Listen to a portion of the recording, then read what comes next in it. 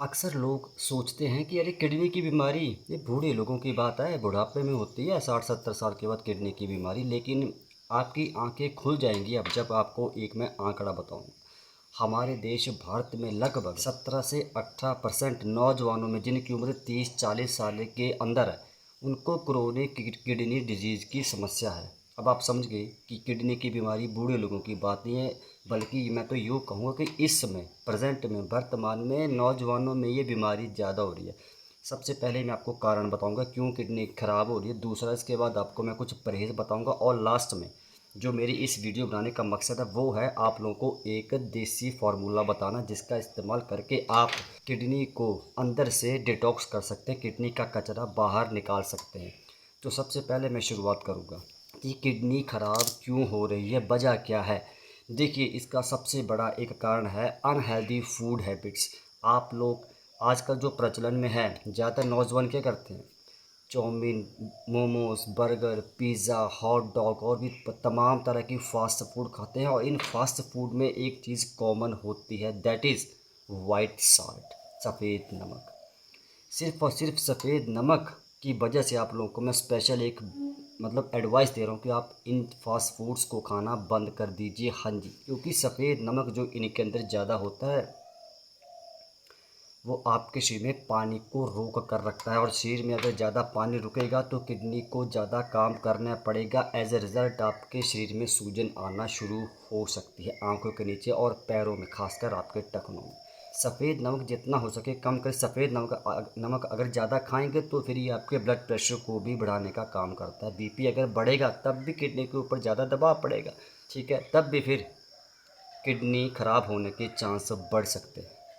दूसरा, ज़्यादा आप सफ़ेद चीनी से बनी चीज़ें खाएंगे तो इससे डायबिटीज़ बढ़ने का खतरा होता है। हाँ जी, चीनी खाकर डायबिटीज़ नहीं होते, लेकिन इतना ज़रूर है कि एक बार अगर आपकी शुगर बहुत ज़्यादा हाई हो रही है और उसके बाद अगर चीनी से बनी मीठी चीज़ें ज़्यादा खाएंगे तो फिर जो आपकी ब्लड शुगर है वो इंक्रीज़ हो जाती है, वो बढ़ जाती है। हाँ जी, आपका शुगर का लेवल बढ़ने का सीधा सीधा जो संबंध है वो आपके पैनक्रियाज से होता है। पैनक्रियाज के अंदर सेल्स होती हैं जिनको बोलते हैं पैनक्रिएटिक सेल्स, उनको आप लोगों को हेल्दी रखना पड़ेगा। तो जितना हो सके, अगर आपको डायबिटीज़ की दिक्कत है तो आप लोग मीठी चीज़ों को खाना बिल्कुल बंद कर दीजिए। ये दो बड़े बड़े कारण मैंने आप लोगों को बताया, जिनकी वजह से किडनी की समस्या इसमें ज़्यादा हो रही है।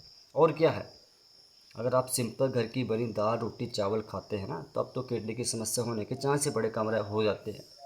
तीसरा जो कारण है वो होता है आप लोग अपनी मर्ज़ी से पेन किलर की टैबलेट्स खाते हैं, दर्द को कम करने वाली गोलियाँ खाते हैं ना आप लोग।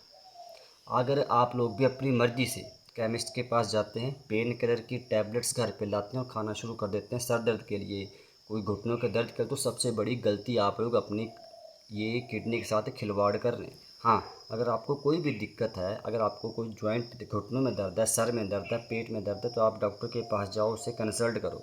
उस हिसाब से अगर आपको डॉक्टर दवाई लिखता है पेन किलर की, तो डॉक्टर आपकी कंडीशन के हिसाब से लिखता है, आपकी उम्र के हिसाब से, आपके वजन के हिसाब से। अपनी मर्ज़ी से दर्द की गोलियां मत खाइए, इससे भी किडनी के ऊपर बहुत ज़्यादा अनावश्यक दबाव पड़ता है। हाथ जोड़ के विनती कर रहा हूँ। ये तो फिलहाल तीन मोटे मोटे कारण थे। यही वजह है कि आज तक इस समय पता नहीं कितने नौजवानों का क्रिएटिनिन का लेवल बहुत ज़्यादा बढ़ गया, 4-5 6, फिर किडनी डायलिसिस की नौबत आ रही है। यही वजह है। तो आप हाथ जोड़ के विनती कारणों को समझिए। अब बात आती है परहेज़ की। परहेज़ में आप लोगों को मैंने बता दिया, आप लोगों को जितना हो सके बाहर का खाना अवॉइड करना है। खासकर आप लोगों को मीट नहीं खाना, खासकर वो भी रेड मीट, लाल मांस। अगर खाते हैं मांस, किसी भी तरह का मांस हो, लाल मांस के साथ इंक्लूडिंग रेड मीट, तो आप मांस किसी भी तरह का खाते हैं तुरंत खाना बंद कर दीजिए। दूसरी बात, अगर आप दूध से बनी चीज़ों को खाते हैं, दूध, दही, घी, लस्सी, पनीर, अगर स्वस्थ हैं खाते हैं तो खाओ, दबा के खाओ, कोई दिक्कत नहीं। मैं उन लोगों की बात कर रहा हूँ जिनको किडनी से जुड़ी दिक्कत है। तो मेरे भाई, क्रिएटिनिन बहुत ज़्यादा बढ़ रहा है, कंट्रोल में नहीं आ रहा, तो हाथ जोड़ के विनती है, डेयरी प्रोडक्ट्स को आप खाना बंद कर दीजिए। तीसरा, सफ़ेद नमक मैंने बता दिया, सफ़ेद नमक आपने नहीं खाना है। थोड़ी मात्रा में काला नमक, सेंधा नमक आप लोग इस्तेमाल कर सकते हैं। बार बार बोल रहा हूँ इस बात को। और डायबिटीज़ को कंट्रोल में रखिए, शुगर को बढ़ने मत दीजिए। बात आप क्लियर करिए। ये कुछ परहेज़ है। इसके अलावा पैक्ड फ्रूट जूस नहीं पीना, डिब्बा बंद फलों के जूस जिनमें चीनी ज़्यादा है। चीनी शरीर में जाएगी तो किडनी ज़्यादा पेशाब बनाएगी चीनी को बाहर निकालने के लिए, क्योंकि आपके शरीर को सफ़ेद चीनी की 1% भी ज़रूरत नहीं है। हाँ, जितनी चीनी चाहिए आपके शरीर को, शुगर भी ज़रूरी है आपके शरीर की, हाँ जी, ये भी ज़रूरी बात है। लेकिन जो आप अन्न खाते हैं, जो आप साग सब्जियाँ, जो फल खाते हैं, फ्रूट्स खाते हैं, उससे चीनी मिल जाती है, वो जो नेचुरल होती है, नुकसान नहीं करती।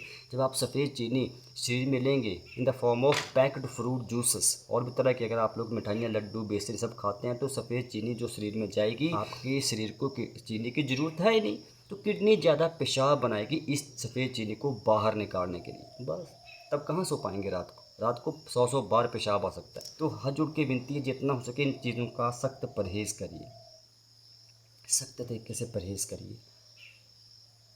अब बात आती है वो देसी फार्मूला कौन सा है जो अपने घर पर बनाकर इस्तेमाल करना, बड़ा सस्ता सा है। हाँ जी, कोई खर्चा नहीं होगा, 1 रुपया खर्च नहीं होगा। और वो पता क्या है, आप लोगों को 1 चम्मच साबुत धनिया चाहिए, बीज पाउडर नहीं, हाँ जी, साबुत धनिया के बीज 1 चम्मच, आधा चम्मच जीरा और 1 चम्मच जौ का।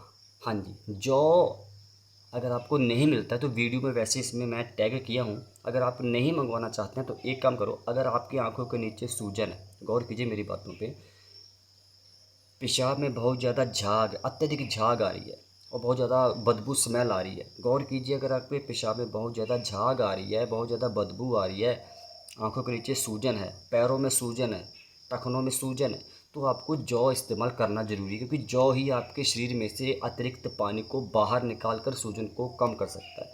अगर सूजन नहीं है तो आप जौ को स्किप कर सकते हैं। हाँ जी, हाँ जी, क्योंकि हो सकता है आपको ना मिले, आप ना मंगवा पाएँ, तो ये अगर आप कंडीशन समझ गए, शर्त मैंने बता दी, ठीक है। तो आप लोग 1 चम्मच धनिया, साबुत धनिया के बीज और आधा चम्मच जीरा, इसको लगभग 200 ml पानी में उबालो। जब पानी 200 ml का बचकर 100 ml बच गया, यानी पानी जब आधा बच जाएगा ना उबल कर, तो बस गुनगुना खाली पीना है, इसको खाली पेट पीना है। सॉरी, गुनगुना खाली नहीं, गुनगुना करके खाली पेट पीना है, ज़्यादा गर्म नहीं पी लेना, मुँह ही नहीं जला लेना। यकीन मानिए, किडनी के अंदर चाहे कितने भी सालों से कचरा जमा था, कितने भी टॉक्सिन्स जमा थे, वो सारे धीरे धीरे फ्लश आउट होना शुरू हो सकते हैं इस तरीके से। क्योंकि जो साबुत धनिया है ना, ये आपकी पेशाब की मात्रा को बढ़ाता है, पेशाब की मात्रा बढ़ेगी तभी तो किडनी के अंदर जो टॉक्सिन्स हैं वो बाहर निकलते हैं। आपको मैं एक एग्जांपल देता हूँ, किडनी क्या काम करती है। किडनी आपके शरीर की एक तरह की जाली है, जाली, हाँ जी, मतलब समझिए, आपके रसोई घर में जो वॉश मशीन होता है ना, सिंक होता है, उसमें पाइप लगी होती है और ऊपर जाली लगी होती है। उस जाली का काम क्या है, ताकि जब आप बर्तनों को धोएंगे तो कोई भी भोजन का कण, कोई भी फूड पार्टिकल पाइप के अंदर ना जाए, अन्यथा पाइप जाम हो जाएगी, पानी सिंक में भरना शुरू हो जाएगा। यही काम आपकी किडनी करती है। किडनी भी आपके शरीर की जाली है, किडनी भी आपके शरीर का फिल्टर है, किडनी भी आपके ब्लड को फिल्टर करती है। अगर आपकी किडनी ब्लड को फ़िल्टर नहीं करेगी, खून के अंदर से सारे कचरे को, सारे टॉक्सिन्स को, पोटेशियम को, सोडियम को बाहर नहीं निकालेगी, तो क्रिएटिनिन बढ़ेगा। हाँ जी, यही वजह है कि आज पता नहीं कितने लोगों को किडनी से जुड़ी कोई ना कोई दिक्कत ज़रूर है। तो फिर बोल रहा हूँ, अगर आप लोग इस देसी फार्मूले का इस्तेमाल 3 से 6 महीने लगातार करना है, कोई नुकसान नहीं, कोई साइड इफ़ेक्ट नहीं, चिंता करने की ज़रूरत नहीं। अगर पेशाब में आपको जलन भी है, पेशाब में झाग भी है, बहुत ज़्यादा बदबू भी है, पेशाब खुल के आता नहीं है, तो यकीन मानिए साबुत धनिया ना आपकी ज़िंदगी को बदल सकता है। हाँ जी, और हाँ, एक बात और बोलना चाहता हूँ, अगर आपके शरीर में आपको ऐसा लग रहा है कि समस्या बहुत ज़्यादा बढ़ जाए, गंभीर रूप धारण कर रही है, तो फिर इस देसी फार्मूले के भरोसे मत रहिएगा, अपने डॉक्टर से कंसल्ट ज़रूर कर लेना।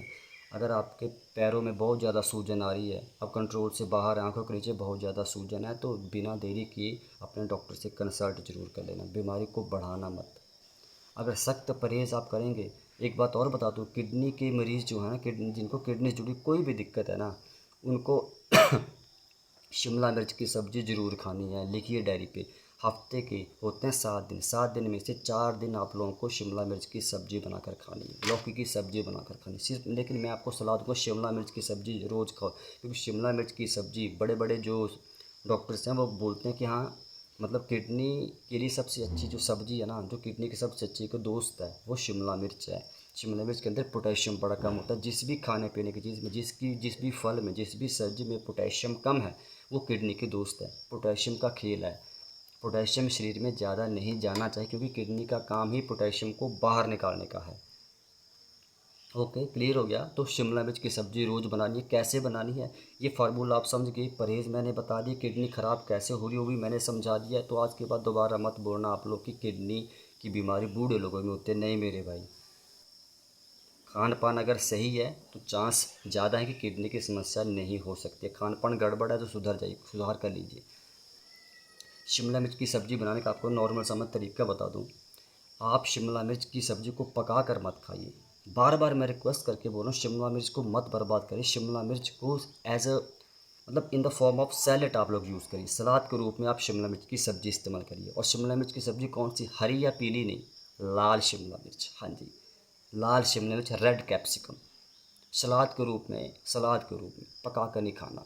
यकीन मानिए, आप खा कर तो देखिए ना। ये देसी फार्मूला 3 महीने तक लगातार करो और डॉक्टर से कंसल्ट रेगुलर विजिट करते रहो। शिमला मिर्च की सब्ज़ी अपनी डेली डाइट में ऐड करो। और कुछ सब्जियां ऐसी हैं जो आप किडनी के मरीज़ को छूनी भी नहीं होती।